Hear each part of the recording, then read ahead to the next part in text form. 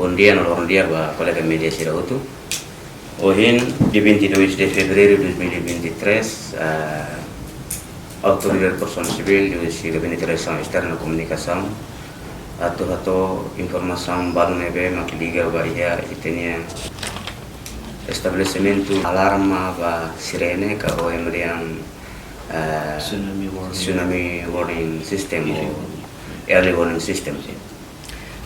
Nebe ia keras 2016 ita tan apoio si SPC, a Comunidade Pacífica nesse secretariado, o apoio a Timor-Leste, Liga de Proteção Civil, hari sistema alerta cedo, ka early warning system, tsunami early warning system, idane, apoio a Timor-Leste, Liga de Proteção Civil, hari fating rua, fating idane be, ia Lesidere, ida vale a parte Comoronia, desse aeroporto.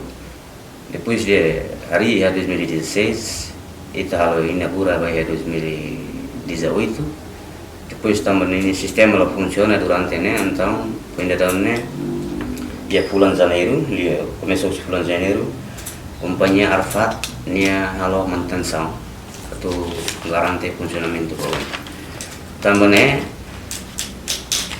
li usibiban ini também teste dan bem funciona funcionamento si sistema alerta cedo no dia clio. Então, Proteção Civil se amutu com companhia si halo teste nini lianga nini alarm né. Ia dia 24 3 horas lorai. Também dene nini volume lian ne makas teves.